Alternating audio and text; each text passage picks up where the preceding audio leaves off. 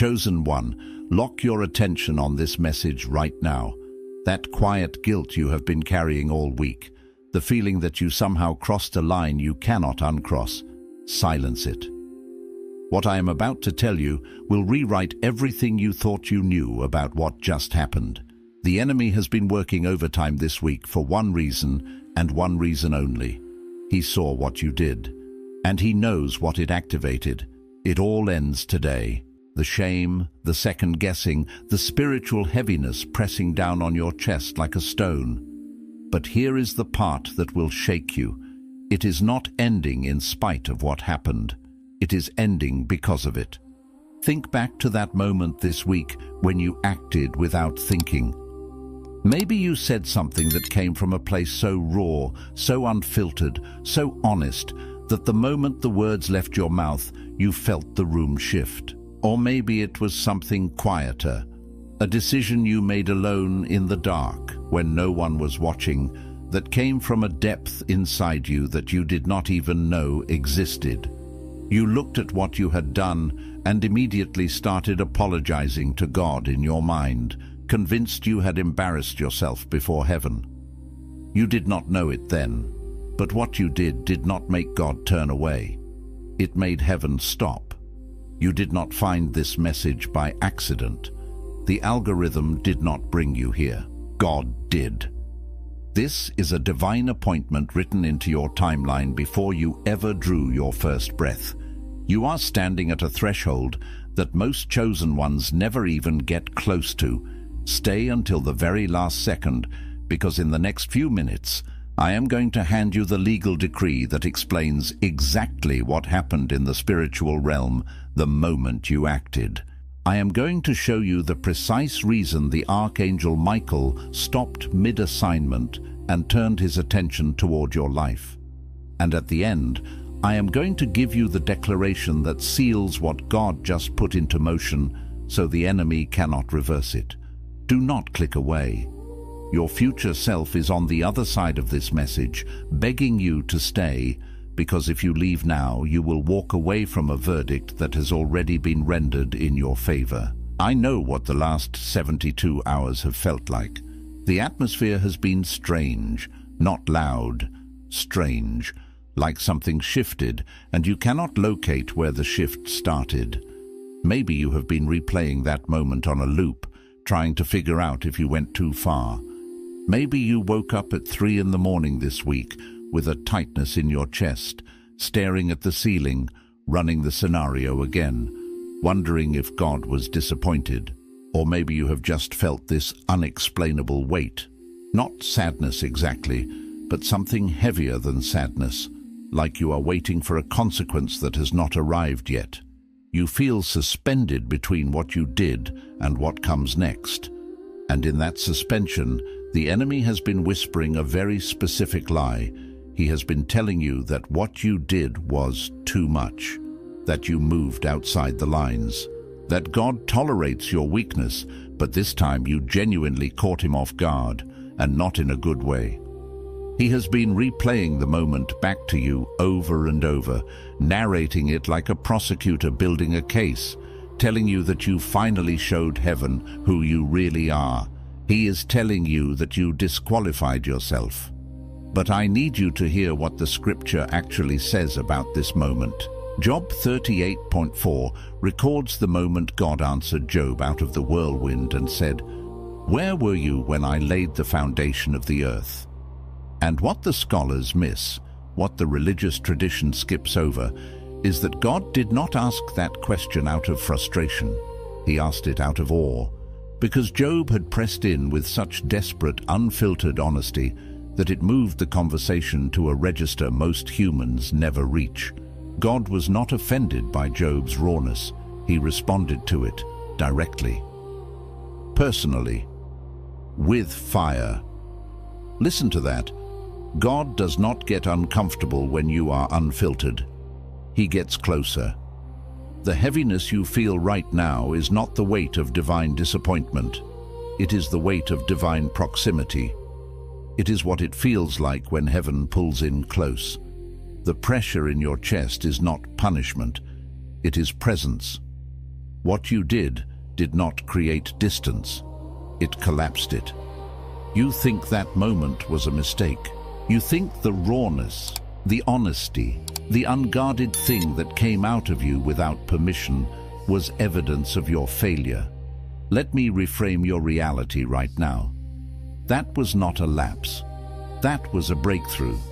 That unguarded moment was the most spiritually accurate thing you have done in months, because it came from the real you, not the performed version you show the world. And when the real you finally speaks, heaven does not flinch. Heaven leans in. You did not embarrass yourself before God. You moved him. Most chosen ones who hear a message like this feel the fire for about 48 hours. Then the dryness returns. The doubt creeps back. The silence gets louder. And within a week, they are exactly where they were before, waiting, wondering, spiritually exhausted. That cycle breaks today, or it does not. The inner sanctum puts a prophetic word from the throne room in your hands every single morning. 365 days of hearing God before the world can speak first. The link is in the first pinned comment. It will not be there forever. And neither will this window God just opened for you. And now I need to take you somewhere most messages never go. Because what just happened to you, that moment, that unguarded eruption of the real you, it did not just move heaven emotionally. It moved heaven legally. This is not merely about a feeling that resonated in the celestial realms, a fleeting sympathy from the divine heart. No, it was a precise juridical shift, a movement within the very courts of God where decrees are issued, laws are weighed, and verdicts are rendered.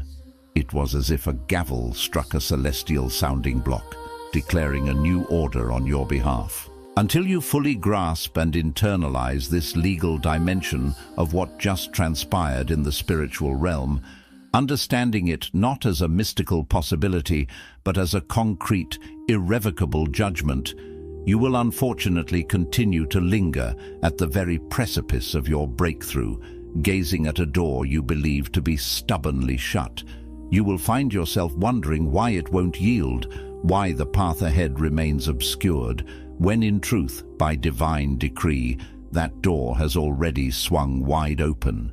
The only missing piece is your conscious, intentional decision to step through it, to fully inhabit the reality of the freedom that has been legally secured for you.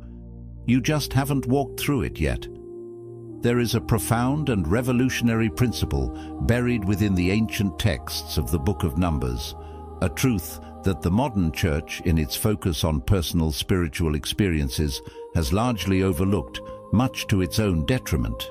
When the courageous daughters of Zelophehad, Mahlah, Noah, Hoglah, Milcah, and Tirzah came before Moses, the appointed leader of God's people, and stood boldly before the entire assembled congregation of Israel, they performed an act utterly unprecedented in their cultural context, and in that specific moment in history, they dared to step forward without the customary permission that would have been expected of women of their time, particularly in a patriarchal society. They spoke, not because they were called upon or invited to by any authority, but because an inner fire, a deep sense of justice and divine right, compelled them. They articulated a claim regarding inheritance, a fundamental right to land that the existing legal and social system simply had no established framework for, no precedent to accommodate. Their petition was radical, disruptive to the established order, yet rooted in a profound understanding of divine fairness. And the sacred text, in a moment of stunning divine endorsement, records that Moses, recognizing the weight and righteousness of their plea, brought their extraordinary case directly before God himself. And God, the ultimate judge, the source of all law and justice, did not merely express sympathy for their plight. He did not simply tolerate their unconventional audacity. No, the divine verdict was unequivocal and transformative. The daughters of Zelophehad are right, not just agreeable, not just understandable, but right in the eyes of heaven. And in that pivotal moment, a long-standing law of inheritance within Israel was not just reinterpreted, it was fundamentally rewritten. A groundbreaking precedent was established, one that would ripple through generations. This revolutionary change occurred not because these women were perfect in every regard, nor because they possessed impressive credentials or societal standing. It happened because they moved with an audacious faith, a holy boldness, and an unflinching conviction that the urgency of the moment absolutely required.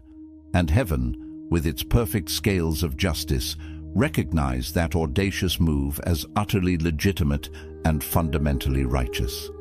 That, beloved soul, is precisely what you did this week. In a moment of authentic vulnerability or decisive action, you moved with an unscripted courage, perhaps without explicit external permission from others or even from your own ingrained fears. You spoke, perhaps not because you felt perfectly called or prepared, but because the truth within you simply could no longer be contained. And in response to that raw, real, uncalculated movement of your spirit, heaven, the very court of the Most High, looked down and rendered its divine verdict. It said you were unequivocally right. But here is where the journey of understanding this revelation goes far deeper, because the legal verdict rendered by heaven, as powerful and binding as it is only the beginning of your full experience of breakthrough. Once such a powerful verdict is decreed, once a judgment has been issued in your favor by the highest authority, the enemy of your soul, who operates under celestial law, cannot directly attack or overturn that verdict. He cannot legally reverse what God himself has declared. So, recognizing his limitations, he shifts his strategy. His insidious tactic becomes to attack not the verdict itself, but your confidence in it. He knows with cunning precision that if he can skillfully erode your belief, if he can make you doubt the profound truth and absolute authority of what heaven has just declared over you, then you will, tragically, continue to live a life far beneath the ruling that was so powerfully and definitively made in your favor. You will become like a prisoner who has been formally granted a full pardon, whose release papers are signed and sealed by the highest authority, but who, out of habit, fear, or a strange sense of misplaced familiarity, steadfastly refuses to leave the confines of their cell. The grim, predictable four walls of the prison, though devoid of freedom, can begin to feel safer, more familiar, and less daunting than the vast, untamed expanse of true liberty that now awaits. The enemy understands this psychological vulnerability perfectly. He does not need to expend his energy attempting the impossible task of reversing heaven's verdict. He only needs to subtly, yet relentlessly, work to make you forget it, to lose sight of the divine declaration, to become spiritually amnesiac to the truth of your justified position. And the primary, most effective way he accomplishes this insidious forgetfulness is by flooding your mind with a torrent of memories of what you perceive you did wrong, of your past failures, your missteps, your imperfections. He masterfully severs these recollections from the profound revelation of what your recent audacious move actually activated in the spiritual realm. He wants you to see your raw, real moment as a mistake, not a trigger for divine intervention. This, my friends, is the insidious, often unseen cycle that relentlessly works to keep chosen ones small, confined, and operating far below their divine potential. It is not ultimately your past sin that binds you, nor your momentary failures, nor even the brute force of the enemy's power. These are certainly obstacles, but they are not the ultimate chains. The true, crippling bondage lies in the disconnection. The chasm that forms between an authentic, pivotal spiritual event in your life and its profound, divinely orchestrated meaning. It is the failure to link your spontaneous, vulnerable act to the celestial affirmation that immediately followed it.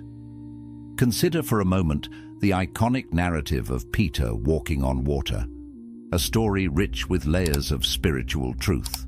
The most obvious miracle to our human eyes was not simply that Peter physically walked on the turbulent surface of the Sea of Galilee, defying every natural law of hydrodynamics. No, the deeper, more profound miracle, the root miracle, was that he asked. His audacious request, "Lord, if it is you, tell me to come to you on the water," was not a mere whim. It was an act of profound faith, an acknowledgement that what was utterly impossible by every established natural law of the universe became gloriously, miraculously possible through one single authorizing word from Jesus. That request was a moment of supreme vulnerability and trust. And then he stepped out. And for a glorious, real, physically breathtaking moment, a moment that defied logic and shattered the boundaries of human expectation, the seemingly insubstantial water held him firm. He stood suspended between two realities, buoyed by a divine decree. But then, as the narrative unfolds, Peter shifted his gaze. He looked away from the authorizing word, away from the eyes of the one who called him, and he fixed his attention instead upon the boisterous wind, the tumultuous waves, the chaotic external circumstances surrounding him. And when he looked at the wind, he did not merely sink physically back into the churning depths of the lake. He sank spiritually. He allowed the clamor of the external world to sever his connection from the very word that had been spoken over his audacious step, the divine permission that had empowered his miracle. He forgot the divine authorization. He forgot the spiritual activation. He forgot that he was, at that very moment, already immersed in the tangible experience of a miracle, when the insidious tendrils of doubt began to take root and pull him down. The external noise eclipsed the internal divine signal. You, beloved soul, are in a similar position to Peter right now. You are not at the shore looking out at the storm. You are standing, perhaps wobbling, in the glorious, terrifying middle of your own miracle. And just as with Peter, the wind around you is loud. This wind is not merely atmospheric turbulence. It is the enemy's relentless narrative, a storm of doubt, condemnation, and accusation. The wind is every critical, dismissive, or shaming voice that has whispered to you this week, perhaps from external sources, perhaps from the echo chamber of your own inner critic, proclaiming that what you did was too much, too bold, too unrefined, too raw, too presumptuous. It's the voice telling you that you overstepped, that you made a mistake, that you should retreat. And your urgent, vital job right now is not to exhaust yourself trying to ignore the wind, to pretend it doesn't exist, or to silence every external voice. That would be an impossible and distracting task. No, your paramount job, your spiritual imperative, is to fix your eyes, to deliberately, consciously, and unyieldingly anchor your gaze back upon the powerful, authorizing word that granted you permission and propelled your audacious step in the very first place. It is to remember and reclaim the divine decree that validates your movement. And what's coming next, what is poised to unfold in the very near future of your spiritual journey, will likely surprise you profoundly, because our human expectation, shaped by linear thinking, usually anticipates that the breakthrough, the grand reveal, the dramatic manifestation will only arrive after. A long, arduous, and clearly defined process has been completed. We expect to climb the mountain, overcome the trials, and then receive the reward. But the profound truth for you is that the process has not just started. It has already been running, quietly and powerfully, in the background of your life for far longer than you could ever consciously know or understand. Here is the deeper meaning, the hidden truth I want to illuminate. Most people who encounter a message like this, a moment of profound spiritual insight or divine activation, naturally assume that they are standing at the very beginning of something new, a fresh start. They often think, This is the moment the journey truly begins. But for you, the essential, foundational journey, the deep work of preparation, did not commence this week with a sudden spark. Far from it. The meticulous, often painful, and always purposeful preparation has been unfolding, running like an intricate, unseen program in the background of your entire life, silently shaping you for years, if not decades. It was present in every soul-crushing disappointment that, against all odds, did not utterly destroy you, but instead refined your resilience. It was woven into every frustrating delay, every seemingly unanswered prayer, every moment of stagnation that you somehow survived and endured without fully comprehending the divine wisdom behind it. It was forged in every season where God seemed eerily silent, where his presence felt distant, yet you, with an unwavering tenacity, kept showing up anyway, kept seeking, kept believing, kept knocking. What occurred this week was not the initial spark of that preparation. It was, in a profound sense, the culmination of it. You did not begin something entirely new this week in the usual understanding of the word. Rather, you completed something monumental, a long spiritual assignment that has been quietly simmering beneath the surface of your conscious awareness. And that profound, often heavy weight you've been carrying, that persistent sense of internal pressure, is not the burden of unfinished business or unfulfilled potential. No, it is the weight of something vitally important, something divinely finished and fully ripened, pressing with an irresistible force against the surface of your current reality, precisely, gloriously, and inevitably about to break through. It is the pressure of a fully formed seed ready to burst through the earth, or a butterfly finally ready to emerge from its chrysalis.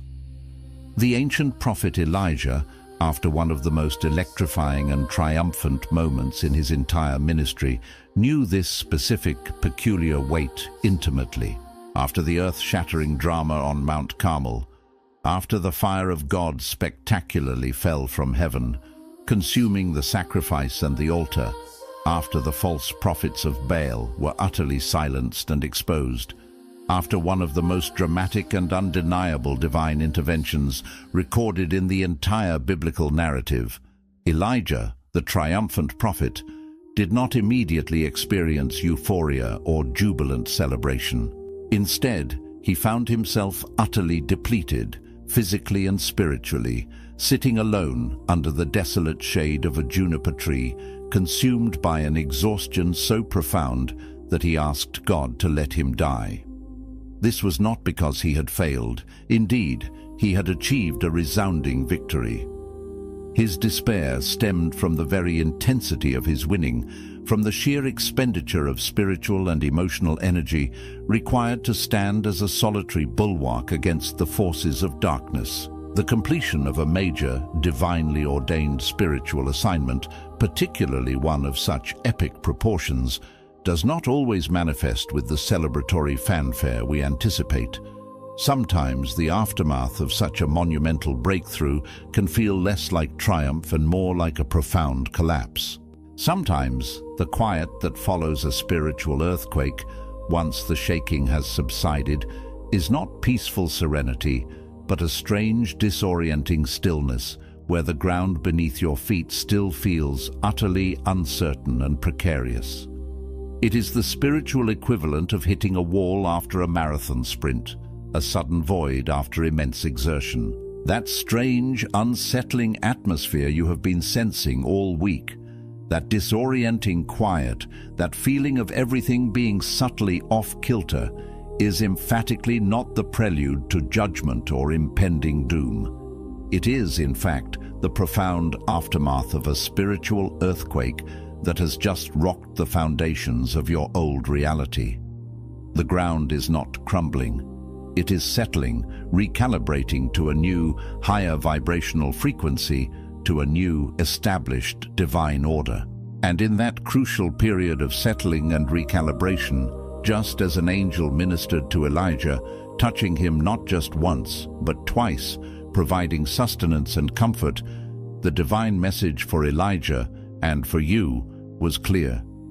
The journey is too great for thee. This was not a condemnation of Elijah's perceived weakness, but a profound statement of divine understanding and boundless grace. It meant that what lies ahead of you, the magnitude of the assignment, and the destiny you are stepping into requires a deep, restorative rest that the world, with its incessant demands and shallow solutions, can never truly provide. It demands a strength, a supernatural fortitude that you absolutely cannot generate on your own through sheer willpower or human effort. And remarkably, just as with Elijah, the divine provision for that strength came before the assignment was even fully explained, before the next steps of the journey were revealed. "Get up and eat," the angel commanded, "not after you figure out all the complexities of what's next, not after you prove your worthiness or demonstrate that you deserve this divine intervention, but now, right now. In this moment of exhaustion and disorientation, before you even fully comprehend the path ahead." This is a profound testament to God's proactive, unconditional grace, because the very one who called you to this extraordinary journey is also the same faithful one who divinely feeds you, who sustains you, who pours strength into you even before the road itself fully reveals its twists and turns. He provides for the journey because he ordained the journey. And this brings us to a crucial point, a spiritual insight that most people, in their eagerness for immediate solutions or superficial comfort, miss entirely. Because right here, precisely at this juncture in this message, is where the deepest, most foundational transformation either takes root within your spirit or, regrettably, gets bypassed altogether. It is relatively easy to receive encouragement, to feel a momentary uplift of your spirits, a transient boost of confidence that affirms your actions. Encouragement, while good, generally says, "You did something good, keep going." But it is immeasurably harder and infinitely more transformative to truly receive identity. Identity, in its truest, most divine sense, says, you are something specific, something profound, something eternally decreed. And what God is orchestrating in this season, what He is performing within the very fabric of your being, is far more than a mere affirmation of your recent actions or a simple pat on the back. He is undertaking a profound, revolutionary re-identification of who you are, touching you at a fundamental, almost cellular level of your spiritual being. He is going deep, delving into the very root of how you perceive yourself, how you define yourself, and, with surgical precision, pulling out every false label, every limiting belief, every derogatory name that was ever placed upon you by someone who, through their own limitations or brokenness, simply could not perceive the glorious, expansive truth of what heaven sees in you. He is rewriting your spiritual DNA, recalibrating your deepest sense of self to align with His eternal truth. Stay with me, because what I'm about to share next is the very core, the critical insight, the part that holds the power to definitively break the cycles that have bound you. And sadly, this is precisely the point where many people, sensing the impending discomfort of deep truth, unconsciously turn away from it right before its liberating power fully lands. You, like so many others, have been consistently calling yourself something that God, in His infinite wisdom and perfect vision, has never called you. This may not manifest as an overt, loud, verbal declaration, but rather in the quiet, insidious language of your subconscious. It reveals itself in the subtle ways you shrink your presence in certain rooms, consciously or unconsciously making yourself smaller to fit into others' expectations or to avoid being seen. It's evident in the way you pre-qualify, diminish, or downplay your own audacious dreams and aspirations, even before you dare to give them voice. It surfaces in the way you gaze upon others who are audaciously walking in the very calling and anointing you know deep within your spirit is also meant for you.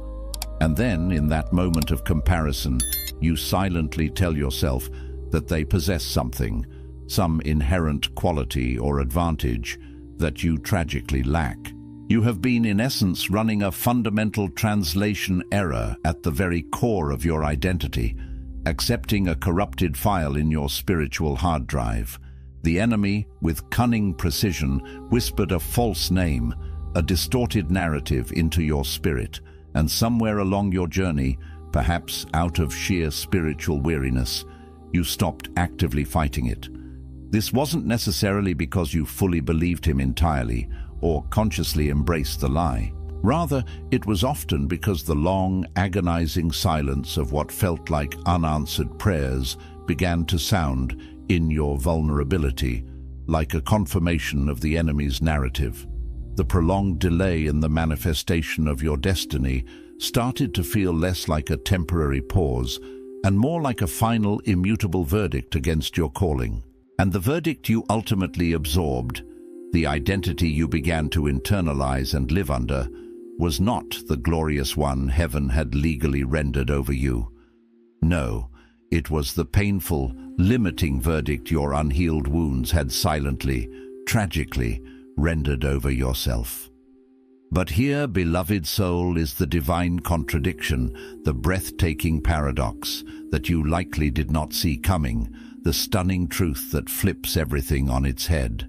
The very thing, the very quality, the very experience you have meticulously catalogued and held up as evidence that utterly disqualified you from your divine purpose, from the fullness of God's anointing, is, in a profound and counterintuitive twist of divine design, the very thing God has been strategically using all along as your ultimate qualification.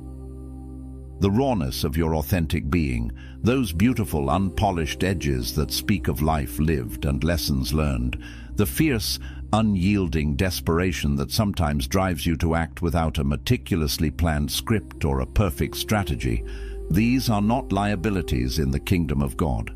They are not weaknesses to be hidden away or perfected out of existence. On the contrary, these are the precise, invaluable qualities that make you uniquely usable, uniquely accessible, uniquely pliable in the mighty hands of the Most High God. Consider Moses, who struggled with a profound stutter, a seemingly crippling impediment for a public speaker. Yet God used him as his primary mouthpiece. Think of Gideon, who famously hid from the enemy and viewed himself as the least of his family. Yet God empowered him to lead an army. Remember Rahab, a woman with a morally complex history whose story becomes a testament to faith and redemption. None of these biblical giants possessed impeccable credentials, polished resumes, or unblemished pasts in the world's estimation. But every single one of them possessed one singular, supremely powerful quality: availability. They were willing, flawed vessels. And availability, true, humble, and audacious willingness in the hands of the Most High God, is an exponentially more powerful force than any measure of human ability, talent, or perceived perfection. The enemy of your soul does not truly fear your talent, however impressive or underdeveloped it may be. Talent, after all, can be easily intimidated, paralyzed by fear of failure, or corrupted by pride. But what the enemy genuinely fears, what sends shivers down the spine of darkness, is your willingness.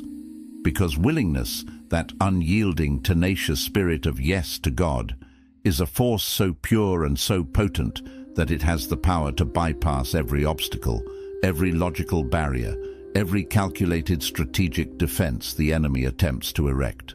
What you did this week, that unguarded, unpolished, deeply authentic, and profoundly real thing that erupted from your core, that was not a mistake. That was the raw, undeniable essence of willingness finally breaking the surface, like a geyser of divine potential. That was the part of you that has been meticulously buried, suppressed under layers of self-imposed performance, suffocated by fear of judgment, and exhausted by the relentless, often futile work of meticulously managing what other people might think about you, finally, gloriously, refusing to stay silent any longer. It was a roar from the depths of your spirit, and heaven, in its perfect record-keeping, did not record it as a lapse, an error, or a moment of regrettable impulsiveness. No, heaven recorded it as a declaration, a powerful, unequivocal statement of who you are, what you're willing to do, and the new territory you are willing to claim. And yet, and this is where I need us to intentionally slow down, to lean in, because this particular insight is the layer beneath the layer, the hidden root, the profound truth that most people, even in the most well-meaning spiritual messages, never quite manage to get to. The real, ultimate thing that has been blocking your breakthrough, the true impediment to your full expansion, is not what the enemy has whispered or declared about you. It is not even your past mistakes, your inherent imperfections, or your painful failures, however real they may feel. It is something far more subtle, far more insidious, and far more surprising in its origin. It is your own deeply ingrained, often unconscious, agreement with smallness. This isn't because you consciously chose to be small or deliberately signed a contract with limitation, but because at some point along your winding journey, staying small, operating within familiar, constrained boundaries, began to feel profoundly safe. Remaining unseen, avoiding the spotlight, staying out of the fray, started to feel like a necessary protective shield against potential harm, criticism, or the daunting demands of your true calling. Lingering indefinitely in the comfortable, predictable preparation phase, constantly honing skills and gathering knowledge, began to feel more faithful, more prudent, and certainly less terrifying than actually stepping out into the vast, unknown territory of your assignment. Because as long as you are merely preparing, as long as you are refining, as long as you are perfecting, you logically cannot fail at the monumental thing itself. The enemy, in his cunning, did not have to actively shrink you or launch a direct assault. He simply offered you a seemingly benign shelter, a comfortable spiritual cul-de-sac, and, seeking refuge from the perceived storms of destiny, you quietly walked in.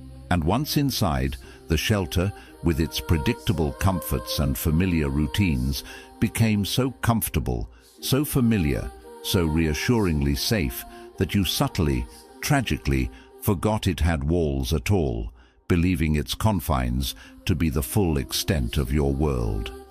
Therefore, the divine invitation extended to you in this powerful moment is not to simply try harder, to exert more effort, or to redouble your attempts within the familiar confines of that self-imposed shelter. The invitation, rather, is a profound call to walk out. It is an imperative, a sacred summons to deliberately, consciously and courageously leave behind the deceptive shelter of smallness that has, however inadvertently, kept you safe but also simultaneously confined. It is a call to step boldly, with an open heart and an unshielded spirit, into the expansive, terrifyingly open territory of who God actually, truly, gloriously made you to be. This means stepping out knowing, with clear-eyed realism, that you will inevitably be exposed to new challenges and criticisms, knowing that you will be seen by more eyes, both friendly and critical, and knowing that some people, entrenched in their own limited perceptions, will inevitably not understand this new, emergent, powerful version of you. But the invitation is to choose, despite all these fears and uncertainties, to step forward anyway, to choose divine destiny over human comfort, because the powerful, legally binding declaration of heaven over your life, that profound verdict of affirmation and purpose, cannot be fully received, fully inhabited, or fully embodied from the deceptive safety of a self-imposed shelter. It must be received in the open, in the vulnerability of exposure, in the glorious, terrifying risk of genuine becoming. It must be embraced in that place where the only thing, the absolute singular thing, holding you steady and true, is the unwavering, authoritative word that divinely authorized your audacious step in the very first place. It is in this open field of faith that your true power truly manifests. And here, perhaps, is the part you did not expect, the ultimate psychological and spiritual twist.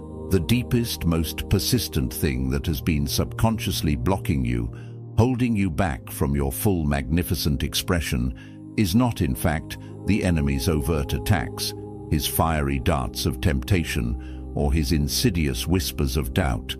No, it is something far more primal, far more deeply woven into the human experience. It is the profound, often unacknowledged, fear of your own power. You have been subconsciously, almost instinctively, pulling back from fully embracing the immense, glorious fullness of who you truly are in Christ, because somewhere, deep within the intuitive core of your being, you know with an unsettling certainty that once you step into it fully, once you truly embody the magnitude of your divine calling and anointing, there is, quite literally, no going back. The life you have meticulously constructed and diligently maintained until now, that smaller, safer, more manageable, and often carefully curated version of yourself, will simply not be able to accommodate the expansive, unleashed, authentic real you that God intended. And that monumental realization, that impending transformation, that complete disruption of the familiar often terrifies you far more profoundly than any conceivable failure ever could.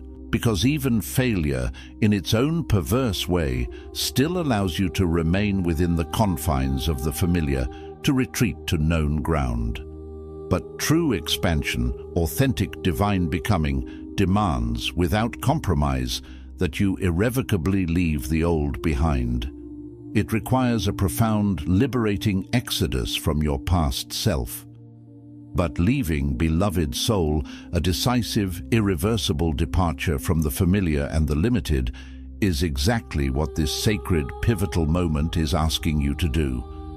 Right now, in this very instant, before the day concludes, before you lay your head down tonight, before the world's clamor grows loud again tomorrow, before the mundane, ordinary details and demands of daily life start to crowd out the profound, transformative truth you have just heard, make a concrete, unwavering decision. Not merely a fleeting feeling which can dissipate with the morning light, not merely a hopeful wish which can remain passive and unfulfilled. No, make a firm, resolute, spiritually binding decision. Decide that the powerful legal verdict heaven unequivocally rendered over your life this week is the one you wholeheartedly receive, embrace, and build your future upon.